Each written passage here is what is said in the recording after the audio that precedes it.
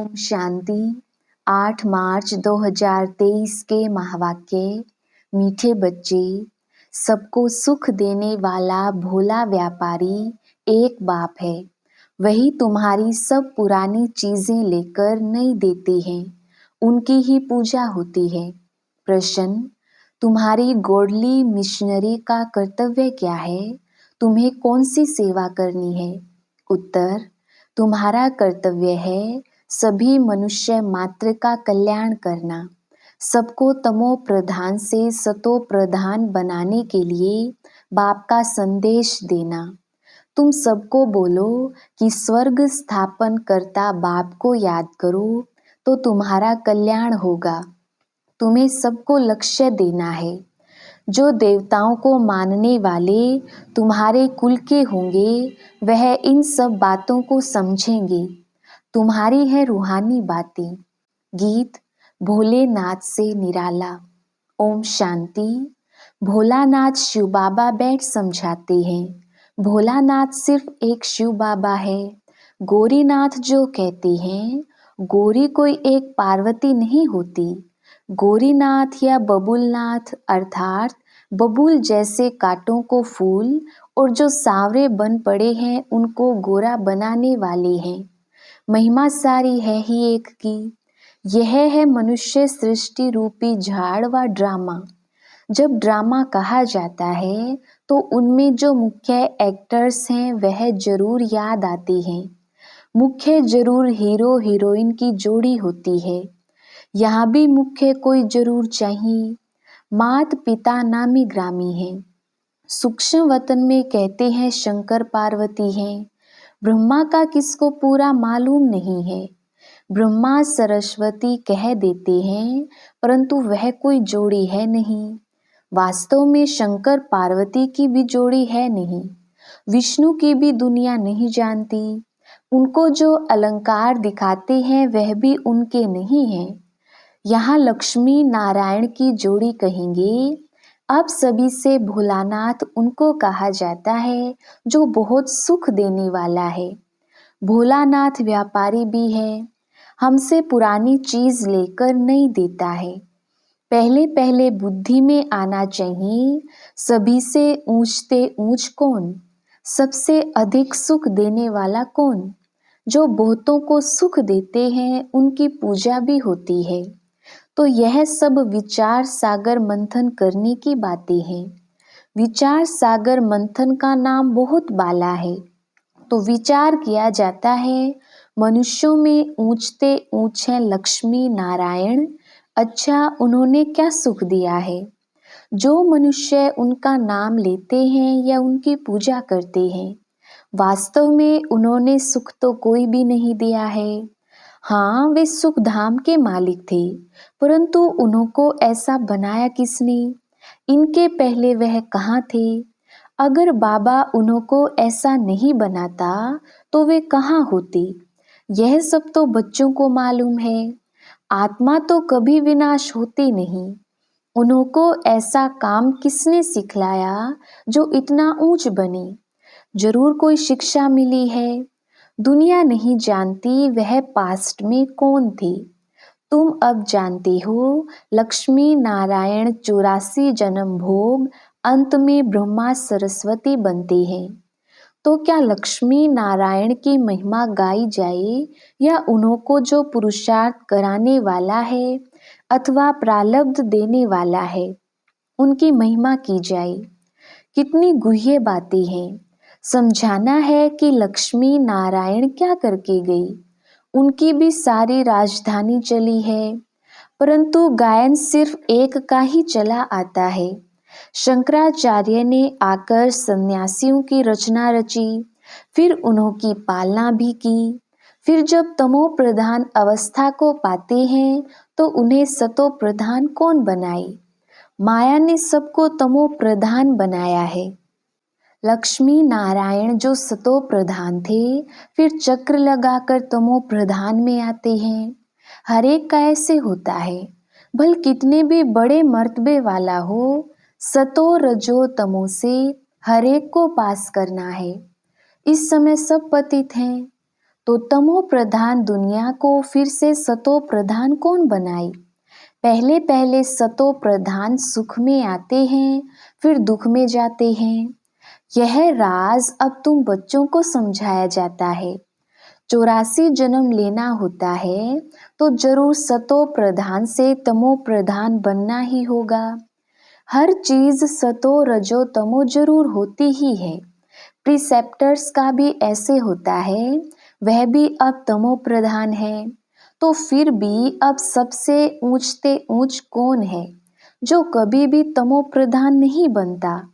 अगर वह भी तमो प्रधान बन जाए तो फिर उनको सतो प्रधान कौन बनाए?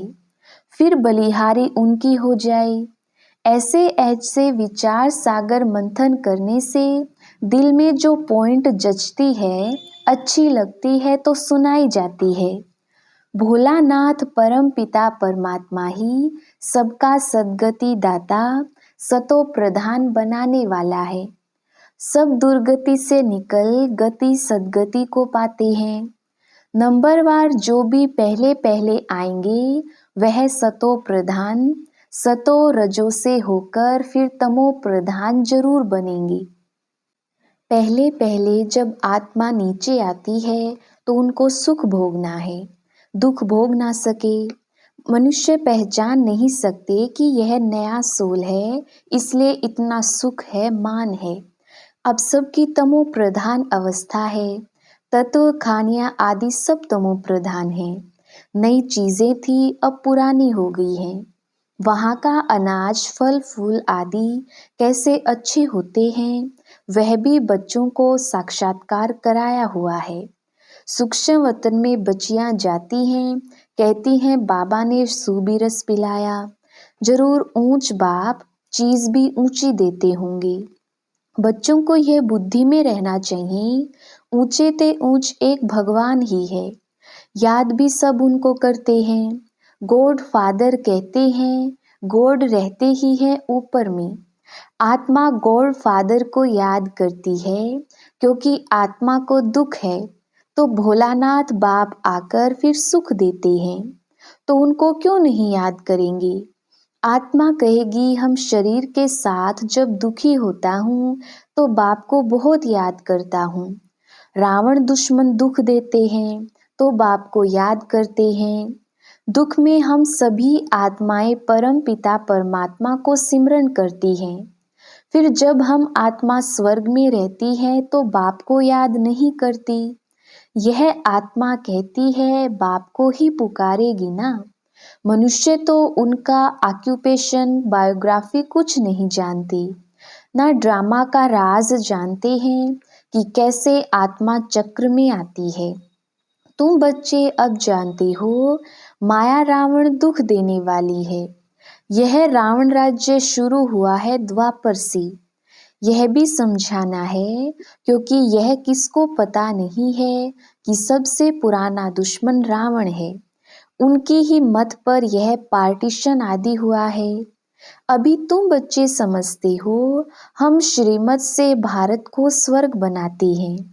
वही सद्गति दाता सबका है। वह जब आए तभी ब्रह्मा विष्णु शंकर से कार्य कराए। ऊंचते ऊंच वह एक ही है, उनकी बायोग्राफी को कोई जानते नहीं। यह खेल ही ऐसा बना हुआ है। तो बाबा समझाते हैं सबसे बड़ा दुश्मन रावण है, उन पर जीत पानी है। समझाते भी उनको हैं जिन्होंने कल्प पहले समझा था। वही आकर शूद्र से ब्राह्मण बनते हैं। अब विचार करो, सतयुग से त्रेता अंत तक कितनी संप्रदाय वृद्धि को पाती रहेगी। तो इतने सबको ज्ञान देने की सर्विस करनी है। इतने सब में ज्ञान का बीज भरना है। ज्ञान का विनाश तो होता नहीं, लड़ाई वालों का भी उद्धार करना है। हमारे दैवी संप्रदाय वाले जहाँ होंगे वह निकल आएंगे।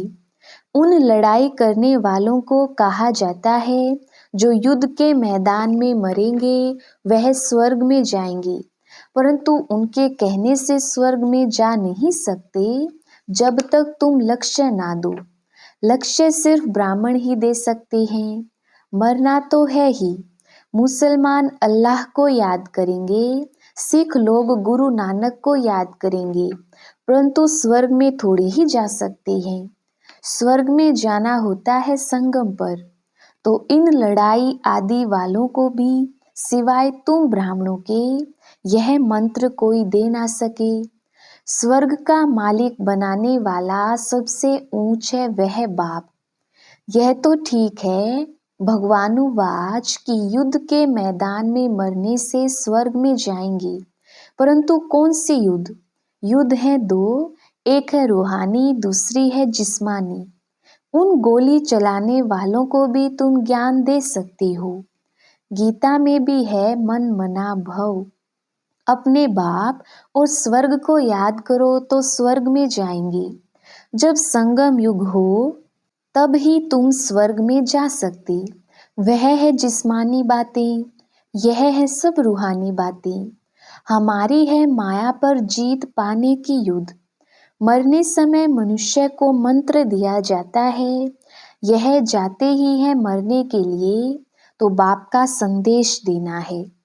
एक दिन गवर्नमेंट भी तुमको कहेगी कि यह नॉलेज सबको दो। तुम हो गॉडली मिशनरी, तुम्हारा काम है बहुतों का कल्याण करना। बोलो भगवान को याद करो। अब स्वर्ग स्थापन हो रहा है तो सुनकर बहुत खुश होंगे। जो इस कुल के होंगे वही मानेंगे। देवताओं को मानने वाले ही इन बातों को समझेंगे तो सबका कल्याण करना है। बिगर बाप को याद करने स्वर्ग में जा नहीं सकते। स्वर्ग स्थापन करता बाप को जब याद करेंगे तभी कल्याण होगा। बाबा ने समझाया है लड़ाई वाले वह संस्कार ले जाते हैं, तो फिर लड़ाई में ही आ जाते हैं। आत्मा संस्कार ले जाती है ना, स्वर्ग में तो जा ना सके। जो भारत की सेवा करते हैं उनको फल तो मिलना चाहिए ना, तो उन्हों की भी सर्विस करनी है। बड़ों बड़ों को समझाना है। तुम्हारा प्रभाव निकलेगा। तुमको कहेंगे यहाँ आकर भाषण करो, जैसे मेजर ने बाबा को मंगाया। जहाँ तहाँ समझाने के लिए घुसना पड़ता है। बड़े को समझाने से फिर छोटे बहुत आते हैं, परंतु गुरु को तुम पहले समझाओ तो चेले लोग उनका माथा ही खराब कर देंगे। फिर उनको निकाल दूसरे को गद्दी दे देंगे, क्योंकि वह बिल्कुल नई बातें है ना। सारी दुनिया में एक भी मनुष्य गीता को पूरा समझते नहीं। कहते हैं बरोबर रुद्र ज्ञान यज्ञ से विनाश ज्वाला प्रज्वलित हुई थी। फिर क्या हुआ यह नहीं जानते। मनुष्य कुछ भी नहीं जानते। इस समय सब तमो प्रधान है। क्रिश्चियन भी यह मानते हैं कि क्राइस्ट यहाँ बैगर रूप में है। फिर बैगर से अमीर कौन बनाए? सबका सदगति दाता तो एक ही परमात्मा है। तो तुम बच्चे अगर अच्छी रीति बैठ समझाओ तो बहुतों का कल्याण कर सकते हो। बाप स्वर्ग का रचयिता ही पतित पावन है, तो उनकी श्रीमत पर चलना पड़े। जो लायक होंगे वही निकलेंगे। जिनको स्वदर्शन चक्र का व मन मना भव का अर्थ बुद्धि में है, उनको ही ब्राह्मण कहेंगे। ब्राह्मण बनने बिगर देवता नहीं बन सकते। प्रजा तो बहुत बननी है। त्रेता अंत तक जो आने वाले हैं उनको यह मंत्र मिलना है। तीर उनको ही लगेगा जो हमारे कुल का होगा। तुमको तीर में अब जोहर भरता जाता है, फिर पिछाड़ी में बहुत तीखे बाण लगेंगे। सन्यासियों को भी बाण लगे हैं ना। फिर समझा है बरोबर यह भगवान ही बाण मारते हैं। तुम्हारे ज्ञान बाण अब जोहरदार रिफाइन बनते जाते हैं। मुख्य बाण एक ही है, मन मना भव। यथार्थ रीति समझाया है कि यही संगम युग है जहाँ से स्वर्ग जा सकेंगे। महाभारत लड़ाई भी सामने खड़ी है। वह भी युद्ध का मैदान है, यह भी युद्ध का मैदान है। माया पर जीत पाने में मेहनत लगती है। साधारण प्रजा भी बहुत बननी है। जो इस स्कूल में आने वाला नहीं होगा उनको याद ही नहीं पड़ेगा। सर्विस के लिए विचार सागर मंथन करते रहेंगे तो तुमको ज्ञान की पॉइंट्स आएंगी। उस समय में भी विचार सागर मंथन चलेगा, ऐसे करेंगे तो जीत पाएंगे। बुद्धि तो चलती है ना, प्रैक्टिस भी करते हैं। जब तीखे हो जाते हैं तो मैदान पर लड़ने जाते हैं। तुम्हारे पास बहुत ढेर आएंगे। भगवान के दर पर भक्तों की भीड़ होनी है। मच्छरों मुआफिक आएंगे। प्राइम मिनिस्टर व किंग क्वीन के आगे इतनी भीड़ नहीं होती जितनी भगवान के पास भक्तों की भीड़ होगी। फिर उस भावना से आएंगे। कोई खराब विचार नहीं रहेगा। यह तो निराकार बाप है ना, तो समझ में आता है भगवान के आगे भक्तों की भीड़ होनी चाहिए। आना भी सबको यहाँ पड़ेगा। यहाँ अपना जड़ यादगार एकदम एक्यूरेट है। शिव बाबा का भी चित्र है, जगत पिता जगत अम्बा भी है।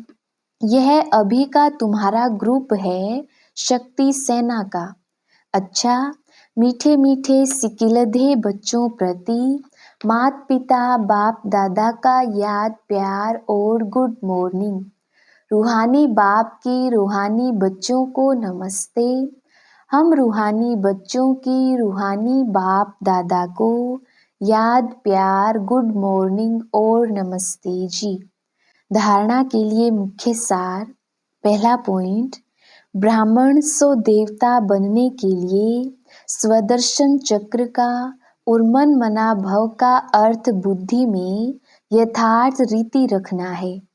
सबको लक्ष्य देने की सेवा करनी है। दूसरा पॉइंट, माया पर जीत पाने के लिए विचार सागर मंथन कर ज्ञान की गहराई में जाना है, रतन निकालनी है। वरदान, पवित्रता की स्टेज द्वारा अविनाशी ईश्वरीय मस्ती का अनुभव करने वाले होली हंस भव। विस्तार, होली पर सभी बड़े छोटे के भान को भूल आपस में एक समान समझ मस्ती में खेलते हैं। दुश्मनी के संस्कार भूल मंगल मिलन मनाते हैं। यह रस्म भी अभी की है।